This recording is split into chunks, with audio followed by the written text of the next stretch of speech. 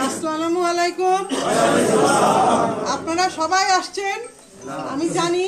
আপনারা এখানে আপনাদের উপস্থিতি প্রমাণ পায় যে আপনারা আমার বাবাকে কর্নেল আনোয়ার আজিমকে কি পরিমাণ ভালোবাসেন এবং তার কন্যা আমাকে তার উত্তরসূরি হিসাবে আপনারা যে ডেকে আনছেন, আপনারা আমার প্রতি যে ভালোবাসা সম্মান দেখাচ্ছেন, আপনাদের ধন্যবাদ।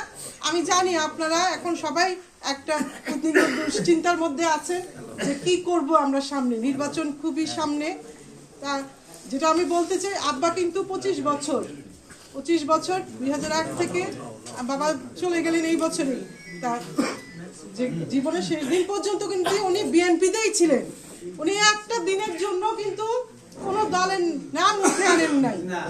অনেক অফার পাইছেন আমার সামনে। আমি আব্বাকে দুষ্টুমি করে বলছি যে কি করবা, যাবা নাকি, অনেক ভালো অফার তো, মন্ত্রী দিবে, টাকা দিবে। তা হাসতো আমার দিকে তাকায়, মানে দুষ্টুমির হাসি দিয়ে বলতো, আমার দিকে তাকায় থাকতো যে আমি তাকে খেপাচ্ছি। তা কোনো উত্তর দিত না। কিন্তু কোনোদিন ম্যাডামের নাম মুখে আনতো না, ম্যাডাম বলতো। ম্যাডাম মানে আমি একজনকেই বুঝতাম। আব্বা কাউকে ম্যাডাম বলে নাই জীবনে, একজনকেই, যে আমাদের দেশ নেত্রী বেগম খালেদা জিয়া আমার বাবার ম্যাডাম। এত শ্রদ্ধায় উনি বলতো, ম্যাডামের নাম নিত। আজকে সেই দলের থেকে কিন্তু আমার শুরু। আপনারা কিন্তু বিএনপির বাবা চলে গেছেন, তার অসমাপ্ত কাজগুলি শুরু করার যে আনছেন আমাকে এখানে, আজকে আমাকে দাঁড় করাইছেন। আমরা কিন্তু বিএনপি থেকেই যাত্রাটা আমার শুরু। হয়তো অনেক কম সময়, 4 মাস 4.5 মাস হয়ে গেছে, কিন্তু শুরুটা বিএনপি থেকেই। পেছনে বাবার 25 বছর। এই 25 বছর এই ধানের শীষটাকে আমার বাবা আলোকিত করছে। ধানের শীষ তো নিজে আলোকিত হয় না, ধানের শীষকে আলোকিত করতে হয় যার হাতে, পবিত্র হাতে থাকে, সেই হাতে। সেই হাত ছিল আমার আব্বার হাত, কর্নেল আনোয়ার আজিমের হাত। তিনি কার সাথে প্রতিদ্বন্দ্ব করছে, কার সাথে যুদ্ধ করছে? একদিকে ছিল আমাদের আওয়ামী লীগ, ফ্যাসিবাদের হাসিনা, সেখানে আরেক দিকে কার সাথে? দলীয় ভাবেও কিন্তু উনিকে ফাইট করতে হয়েছে। আজকে উনি প্রার্থী হিসাবে প্রাথমিকভাবে মনোনয়ন পেয়েছে। আমি চূড়ান্ত কিছু বলবো না, চূড়ান্ত ঘোষণা দিয়েও অনেক সময় চূড়ান্ত হয় না। যেটা আমার বাবার সময় 2001-এ আধা ঘন্টা পর করে দেওয়া হয়েছে, তো এটা কি চূড়ান্ত ছিল না? আলমগীর সাহেব পাওয়ার পরও, আলমগীর সাহেব পাওয়ার পরও বাবাকে দেওয়া হয়েছে। তাহলে দেখেন, মানে চূড়ান্ত বলে জীবনে কিছুই নাই। আমি এটা বিশ্বাস করি যে চূড়ান্ত একমাত্র আল্লাহ তাআলার হাতেই। চূড়ান্ত সিদ্ধান্ত নেবেন উনি। আমার বাবাই যেহেতু একটা বড় দৃষ্টান্তমূলক একটা উদাহরণ, তাহলে আমি সাহস কেন পাবো না যে আমি শেষ দিন পর্যন্ত লড়াই করেছি। আর আমি কালাম সাহেবকে বলবো, আপনি তো সবই পেয়ে গেছিলেন। আপনার সাথে আমরা দল বল নিয়ে, আমি আমাদের লিডার, আমাদের যিনি ভবিষ্যতের যে এই বাংলাদেশের এই প্রধানমন্ত্রী, উনি আমার সাথে কথা বললেন যে আপনি যান, আপনার নেতাকর্মীকে আমি দেখব। আমি বলছি আমার নেতাকর্মীর জন্য আমি উনিদেরকে ছাড়া আমি কিছু করতে পারবো না। বলে উনিদেরকে শেষ নিরাপত্তা আমি দিব। সেইভাবেই কিন্তু কথা হয়েছে। সালাউদ্দিন স্যারও কথা বলছেন, উনিদের কোনো দোষ নেই, উনিরা দিয়ে দিচ্ছে। কথা ঘুরে গেছে এইখানে লাকসাম অফিসে, সেটা কিন্তু লিডারেরও কোনো দোষ নাই, সালাউদ্দিন স্যারের দোষ না, উনিরা নির্দেশনা দিয়ে দিচ্ছে।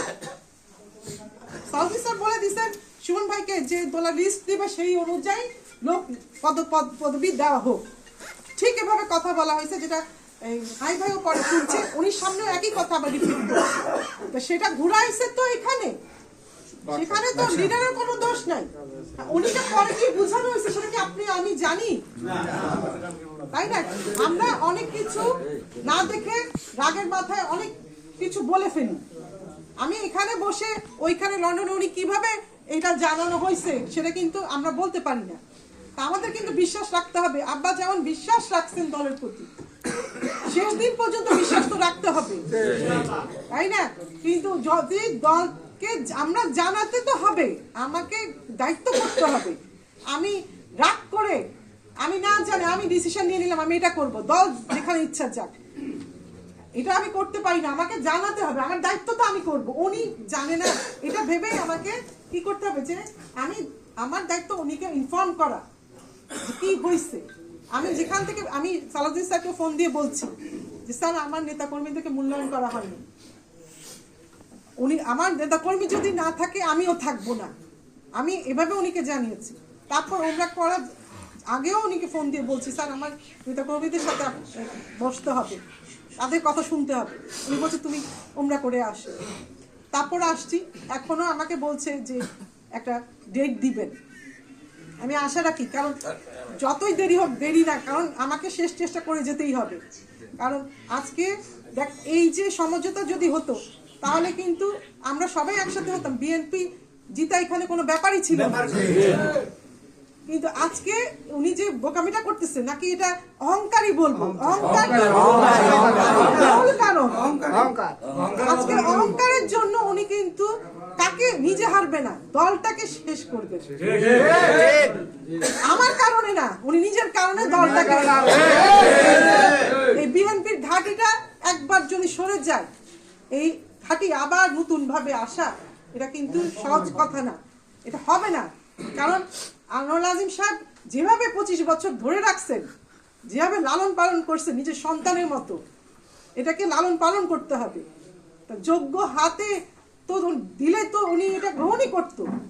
আমাদের লিডারের কথা উনি অমান্য করলেন, উনি লিডারের কথাই অমান্য করলেন। আজকে বিএনপির এত কর্মী, এত নেতারা, উনি কাদেরকে মূল্যায়ন করে, কার উপর ভিত্তি করে উনি ভাবেন যে উনি ভোট পাবেন? আমার এই নেতাদের পিছনে কতজন কর্মী আছে, কতজন জনগণ আছে, উনি কি এটা জানেন? আমি বলবো উনি আশেপাশে যারা আছেন তা উনিকে কিছুই জানানো হয় না, মাঠ সম্পর্কে উনি কিছুই জানে না। ভাবে দোলা আজিমের 1000 লোক আছে, উনি জানে না দোলা আজিমের লক্ষ লোক আছে। সময় যদি থাকে, যদি দলকে জিতাইতে হয় তাহলে আপনি সঠিক পথে আসেন, সঠিক মানুষকে মূল্যায়ন করেন। আর আজকে যদি আমাদেরকে কমিটি নামে দেওয়ার কথা বলে, আমি কার নির্দেশ মানবো? আমি আমার লিডারের নির্দেশ মানবো। আপনারা যেমন বললেন যে আমি যদি সমঝোতায় যাই, যেটাই মেনে নিই, আপনারা চোখ বন্ধ করে আমার পিছনে থাকবেন, আমার ভুল ডিসিশন হলেও আপনারা আসবেন। তা আমিও যদি লিডারকে, আমার লিডারও তো আমাদের লিডার তারেক রহমান, উনিকে যদি আমরা লিডার ভাবি, তা উনি যেটা বলে সেটা তো আমার জন্য, আমি বলছি, আদেশ হয়ে যায়। এখন উনি আদেশ মেনে আমি যদি সমঝোতায় যাই এবং কমিটিও দেয়, কিন্তু 2 দিন পর সে কমিটি মানবে না, আমরা কি বসে থাকবো? আমরা কি গায়ে গরম পানি মারলে আমরা কি চুপ করে থাকবো? উত্তর দিব না? সেই উত্তর আমরা এখন থেকেই দেওয়া শুরু করবো।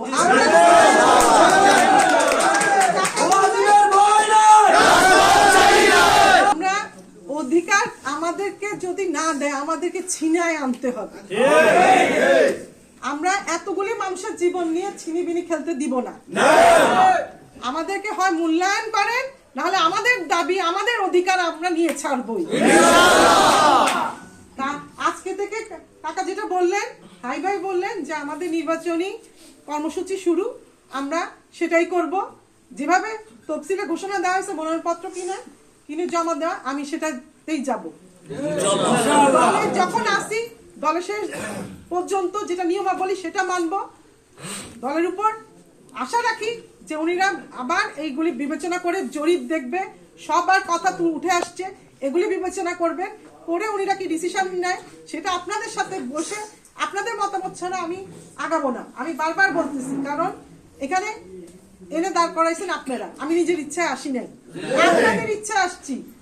আমার বাবার সবচেয়ে আদরের জায়গা আরেকটা সন্তান, আরেকটা পরিবারকে দেখাশোনার দায়িত্ব আমি নিয়েছি।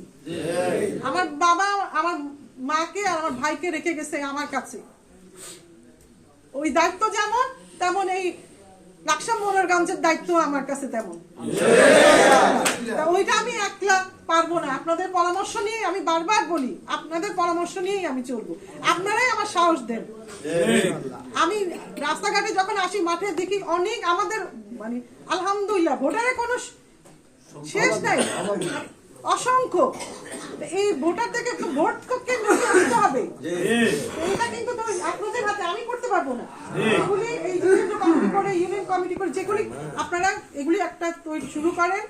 এই হাই ভাই আছে, টাকা আছে, আমাদের যে উপদেষ্টা 22 জন আমরা ঠিক করছি, এদের মাধ্যমে আমরা এগুলি তত্ত্বাবধান করব, দেখাশোনা করব, ফলো আপে রাখবো এবং ইনশাল্লাহ বাকিটা আমি দলের সাথে কাজ যেটা বলছি, মনোনয়নপত্র জমা দিব, যাচাই বাছাই হোক। তারপর আশা রাখি তারেক রহমান স্যারও আসতেছেন, আমি কথা ওইখানেও আমার কথা বলা হয়েছে। আমি আমার যতটুকু সম্ভব কেন্দ্র থেকে আমি এখনো যোগাযোগের চালিয়ে রাখছি। ইনশাল্লাহ আমি আশাবাদী, আপনারাও আশা রাখেন, কারণ আশা ছাড়া কিছুই নাই। যেখান দিয়ে পথটা আমাদের নিয়ে যাবে আল্লাহ, আমরা সেই পথেই যাবো, সত্যের পথে যাবো। আব্বা বলতো সাদাকে সাদা, কালোকে কালো বলা। তা আমি তো যদি চলেই যেতাম তাহলে ওই মহিলা এমপির পদটা পেয়ে চুপ হয়ে যেতাম। আপনাদেরকে মূল্যায়ন করা হয়নি, এটাই আমার সবচেয়ে কষ্ট। কারণ মূল্যায়নের মতো মূল্যায়ন করতে হবে, এরা অন্য দল না। আমরা কেউ আওয়ামী লীগ করি না, জামাত করি না, আমরা বিএনপি। আমাদেরকে কেন আমাদের অধিকার এত এইভাবে করে চাইতে হবে? এটা তো সহজ সরল ভাষা যে আমরা এক দল সব, আমি কোনো গ্রুপিং করি না। আমরা নির্বাচনে চাইছি যে যেই আসে যে আমরা বিএনপি এই ধানের শীষটাকে জয়ী করে আনবো, এটাই আমার কথা। আপনারা আমার সাথে আছেন, আলহামদুলিল্লাহ, দোয়া করেন। আমি 2 দিনের মধ্যেই যাব, কারণ এই মনোনয়নপত্র জমা দিতে হলে আমাকে অনেক কিছু আছে যেগুলি একত্রিত করে, ইনফরমেশনগুলি একসাথে, তথ্যগুলি কালেকশন করে আমাকে ফর্ম নিয়ে জমা দিতে হবে। আমি তো, আপনারা চান তো আমি জমা দিই।